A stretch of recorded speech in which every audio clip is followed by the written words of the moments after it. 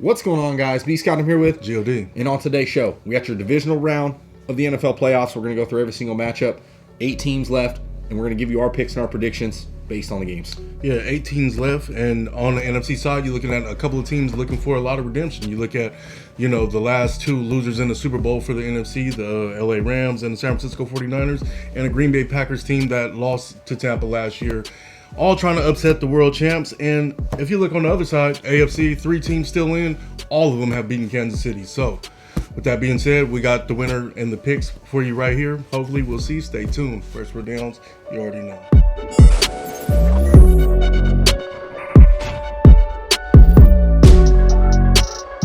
What's going on, guys, and welcome back. As I mentioned in the preview, we're going through the divisional round of the NFL playoffs. B. Scott, GOD here, and we're going to be looking at every single matchup, giving you our predictions based on where these teams will probably lie after this week, hopefully. So, before we get to today's content, don't forget, like the video, subscribe, share, thumb bell, and then comment. You got your favorite team or you got anything against what we're saying, our picks, give us reasons why. Drop in the comment section. We'll be glad to give you our opinions back. So, Let's start with the first matchup on the docket. We got the Cincinnati Bengals on the road against Tennessee Titans. Tennessee minus 3.5 at home. 47.5 is the over-under here. And the Bengals, coming off a not impressive win against the Las Vegas Raiders team that really didn't play very well either. It was kind of a sloppy game. Bengals held to 3 field goals. That's explosive, high-powered offense. The Raiders did pretty well enough to stay in that game and had a chance at the end where Derek Carr turned the ball over. But the Bengals, this is my thing. They can come out and score 35 points. They really can. They have an explosive offense, and we know that. Tennessee, well-rested, fully healthy, especially on the offensive side of the football. They get Derrick Henry back. Huge opportunity here, and I don't see the Tennessee Titans losing this game. I mean, the Bengals, it's great. They got a good playoff win, and they're moving in the right direction. Their offense is good. The defense still has some holes and stuff, but I got to go with the Tennessee Titans. I just think they're going to be healthy enough on offense to where I don't see the Bengals slowing them down, and I think the Tennessee defense can give the front line of the Bengals a little bit of fits here, and Joe Burrow put him under pressure a little bit, albeit has played very well under pressure. But they might be able to take away Joe Mixon in the run here. And the Tennessee Titans just play good. I got a stat here of Vrabel, 4-0 coming off bye weeks. Tennessee has allowed 10.9 points per game and 8 wins by Vrabel on extended rest, meaning they had the last 2 weeks off. This is just a great opportunity that I think Tennessee Titans are not going to let down in this one. Yeah, you're absolutely right. You hit a lot of things there that I would definitely be backing. The 3.5 for Tennessee. You're looking at a Tennessee team who's battle-tested the most in the AFC, I think. If you really look at the teams that they've played and beat, they beat everybody pretty much, you know what I mean? They did lose to a couple of bad teams as well, but at this point, this year, a lot of teams lost to a lot of these bad teams. Yeah, so, it's true. Everybody has an off week.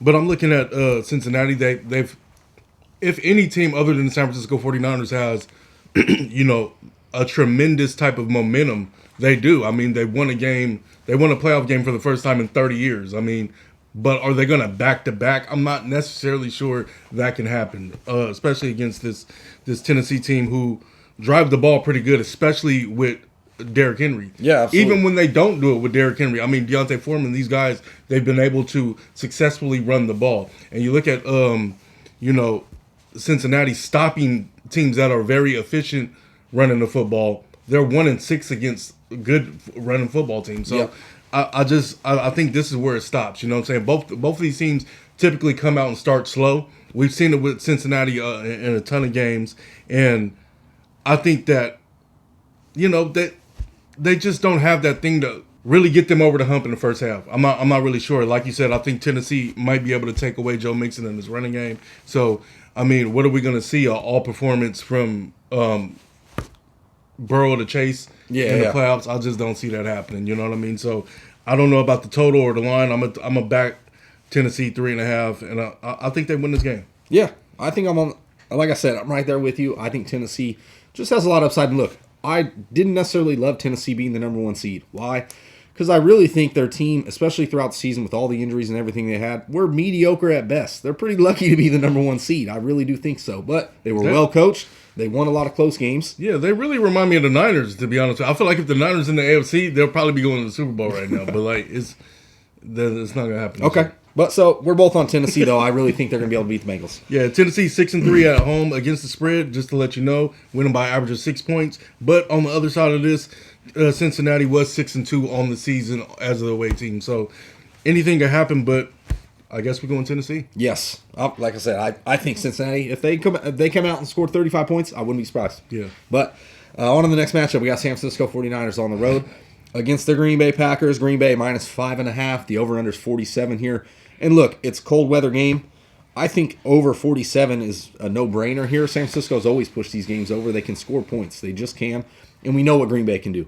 So, for me, I'm going to back the San Francisco 49ers at the plus 5.5. Personally, I think they might end up being within the 6-point range and looking for a touchdown to score at the end. But I like San Francisco on the points.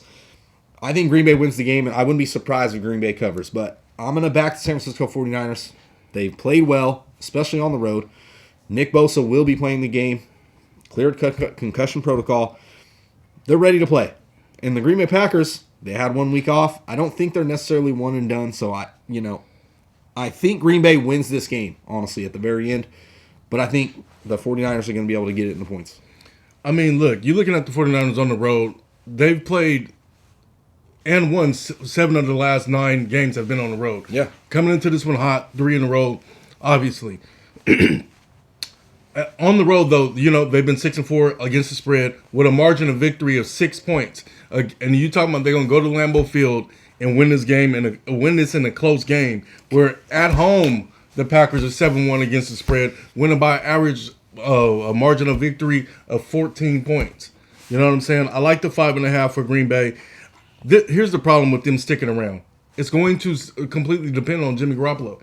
Of course, we know the Niners' game plan. They're going to try to run the shit out of this football and leave only a few offensive possessions for Aaron Rodgers to get anything done in the first play. We know that. We could probably take, if everything goes right, we could take the Niners' first half. But you telling me in the second half where we know Aaron Rodgers and this Green Bay offense and Devontae Adams, these guys, they're coming. You know what I'm saying? It's like they're going to be coming, and for you to keep up, you have to rely on Jimmy in this game. I don't see that happening. I think Green Bay's going to cover in this game. They've been doing it all season long against a lot of good teams that can run, a lot of good teams that can shoot it out. They've been battle tested, and they're in Lambeau. You know what I'm saying? I think it's over. Okay. You know what I'm saying? I'm back to 5.5 for Green Bay. That is what it is. I know the Niners faithful going to hate that, but hey, man, the Packers is rolling, and outside of Tampa, I don't see them losing to anybody else. Okay. Yeah, talk about coming back. Like Devontae Adams risen from the grave in the first matchup. Remember when the camera panned in and Devontae Adams was literally asleep on the field? Yeah. No concussion here. He's just taking a nap for a good 2 minutes. That's how light the coverage is. He took a nap. I'm telling you. Yeah. So, anyway, that game was very close also. Green Bay won at the very end by a field goal. I think it could be very similar here. San Francisco 49ers know how to play the Green Bay Packers. This is going to be a great game to watch. I'm excited for it. I think the 49ers have a chance. Now, is it a small chance? Yeah, because I think Green Bay Packers, they're getting healthier. Bakhtiari will be back. They're talking about Jair Alexander. He should hopefully be ready for this game. So they're getting healthier in the right spots, and you know what Devontae Adams is going to bring. You know you got A.J. Dillon and Aaron Jones in the backfield. So, and it's Aaron Rodgers. The man just doesn't make mistakes. So this game's going to be exciting. And Aaron Rodgers hates the 49ers. He does. They should have just drafted him. I know. It is what it is. He got a little grudge against them and all this stuff. There's talks about him coming home after this season if he was to leave Green Bay. I mean, I don't see that happen. But either way, this game, San Francisco, I like the 5.5. So, we'll move to the next game. Go, Pack, go. Yeah. Okay. Los Angeles Rams on the road against Tampa Bay Buccaneers. Tampa Bay at home, minus 2.5. 48 is the over-under here. And look, I'm going to back the Rams at 2.5 because I think the Rams are just going to beat them. I really do. Obviously, it's going to rely on Stafford not to make too many mistakes. So that's going to be tough here because he has been making mistakes even down the stretch, turning the ball over a lot. Tom Brady, he's got to play a great game. He's going to be without Tristan Wirfs. You know what I'm saying? That's going to hurt that offensive line. They get Leonard Fournette back. That helps the offense because, honestly, that means Brady's going to be able to run a lot more fast pace, up tempo, a lot better dump offs. Hopefully Lenny's fully healthy from the hamstring so that he can give them what they need. Because honestly, the Rams are going to be coming at him. And the best way to get at Tom Brady is knock him off his rhythm And he's a very rhythmic quarterback. You know what I mean? He doesn't move around the pocket a lot. He's not going to get out and take off running. So you got to knock him off that spot. I think the Rams have a good chance of doing that on defense. Obviously, Mike Evans another week, even healthier than he was last week. You got what you got with Gronkowski. But that's really it. They're still lacking other pass catchers. So can the Tampa Bay Buccaneers hold on here? And can the defense, especially the secondary, hold up against Cooper Kupp, OBJ? You know what? That's the big question of this. And you know what? You look at out of everybody that's still in the playoffs right now, the Rams are the worst team against the spread in the league right now. Yeah, you know what I'm saying? They're 4-5 against the spread, only winning by 4.6 points. And I think the reason of that is because we're gonna look up in the third quarter and realize that Stafford is shit the bed again. Yeah. You know what I'm saying? It's gonna come out of nowhere and it's gonna be like, oh fuck, this is what happened. He's got the pressure from Devin White and Vita Vea and all these guys, and this is over. They're not going to be able to do it. Another part of that reason why is that they're not a very efficient passing offense as a team. They're not. On first down, they just don't. And I think that's what they're going to have to do. Yes, they have a good committee at running back, and they've been able to run the ball successfully a little bit, but I think they got to come out blazing on offense, throwing the ball, or this game is over. You look at it, too, though, on the other side of that, Tampa Bay in the secondary, they've been getting hit nothing but healthier as well, just like they did at this point last season. So, I'm looking at that and, missing the Antonio Brown and, Godwin, this is playing like a tricky part to it. Yeah, Tyler Johnson, guys like Scotty Miller and Cyril, they're all going to have to step up. But I think they could burn the secondary in certain spots. You know what I mean? I really think that they can pick them apart at will. The biggest question here is Leonard Fournette going to be back? I hope so, because I think that they can pick them apart, with Fournette catching the ball out of the backfield as well. As far as Aaron Donald and these guys go, I don't think they're going to be able to get to Brady as much as they've done in the past or earlier in the season. You know what I mean? That offensive line is legit. It's for real. I think it's probably the best one that's still in the playoffs. And if you look for a guy that you need to come back in games. We can't bet against Brady in any situation. Yeah. I think it's going to take a crazy defensive game for them to stop Tom Brady, for them to win this game. And, Matthew Stafford is going to have to produce. That is what it is. And I'm talking about going into the home stadium of a world champion team already. Man, they want it, bro. Like, I don't know if they're going to be able to beat them. I think it's going to be a very tough environment for these guys. I'm backing Tampa Bay with the 2.5. Okay. I'm on the flip side of that. I like the Rams just because I think they're going to be able to get a little bit of pressure. No Von Miller in the first matchup they played. Now we got Von Miller here, who's played very well. Now, yes, the secondary's got a little bit of holes. We've seen Eric Weddle come out of retirement 2 years removed. And, I think they'll be able to pick them apart out there. I do. We'll see. It's going to be an exciting game. I like the Rams on the 2.5. I just think the Rams are going to be able to get the win. Okay. So we're split on that one. We go to the last matchup, Buffalo Bills. They don't got it. On the road against Kansas City Chiefs. Kansas City, minus 2.5 at home. The 54 is the over-under here. The big 54. And this is a game where I'm scared of the 54 because I really think they could easily go over.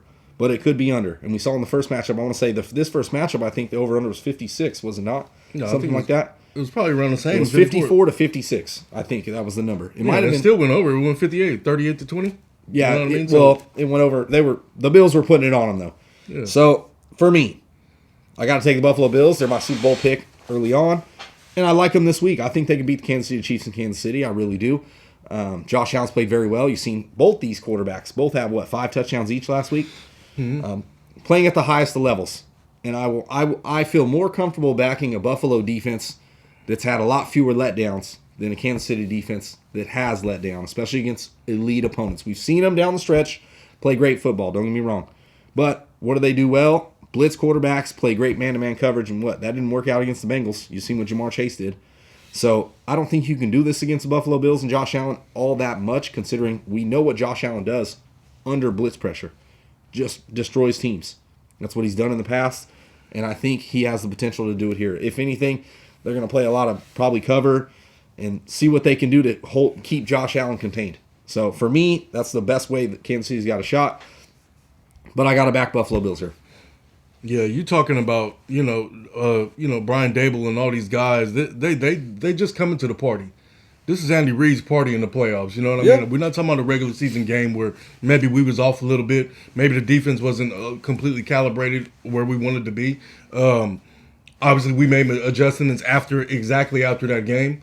Obviously, you guys are built to beat us. We're not built to beat you. Y'all built a team to beat us. This is the playoffs. I'm backing Andy Reid in Kansas City. We're going back to the Super Bowl this year. This is what we're doing. It's so good. The 130, I'll take the money line and the over 54 points. I think this is going to be the game to watch this week.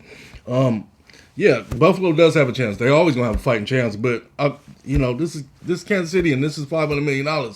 You know what I'm saying? This has to work out. So, I mean, I'm backing Andy in this one. Yeah, period. Kansas City, all across the board. You know what I'm saying? Okay. I don't like the 2.5, to be honest with you. I don't know which way to go on the number. It could be a 1-point game for all I know. But I do think, and it probably should be that close of a game if the over is that high, 54. You know what I mean? So I'm gonna take the 130 money line, Kansas City, and over 54 points. Okay. I mean, look at what they did last week. You know what I'm saying? Not to say, that defense for the Pittsburgh Steelers would be a good defense if Roethlisberger was any good still. You know what I mean? But even McKinnon, 144 and a touchdown or 2 touchdowns last week. He was hot. You know what I'm saying? Legs fresh than a motherfucker. So right. I like it right now in the playoffs. I think they're not gonna be able to be stopped. I hope his legs aren't tired by now. I mean, last season he missed like 6 games. Remember? Yeah. The tired legs. That's all it said for the injury. Look, the Buffalo Bills. The Buffalo Bills beat a quality team in the New England Patriots very soundly. I mean, not even barely. Whooped them. Josh Allen there were rumblings about, the Patriots being a good football team and possibly making a deep playoff run. But, I never flinched on that. 21 completions, Josh Allen. 5 of them were for touchdowns. They got exposed, man. They really did. It was an incredible performance period by the Buffalo Bills, and that's not going to happen back-to-back weeks. You never know. I do know. Okay. It's going to be Kansas City. No, Buffalo Bills are going to make their Super Bowl run. And they're going to make it to the Super Bowl, potentially win it in 2 years. We'll see. I think they win this week. So they might don't got it, or maybe they do. So anyway, that's it. Yeah, that's our divisional round playoff matchups. Giving you our picks on all these spreads based on what we think is going to happen this week. So obviously, enjoy the games. We got 2 games on Saturday, 2 games on Sunday. So if you have any comments, drop in the comment section. We'll be glad to give you our opinions on any matchup or whatever picks you want to look at in the future. We'll be glad to give you our opinions. And while you're there, don't forget, like the video. Subscribe, share, thumb bell for all your off-season information, fantasy-related, NFL-related, all the good stuff heading in to 2022. So for the first 4 downs, it's been B. Scott, Godzilla, and we out. You already know the deal. See you next week. Championship games.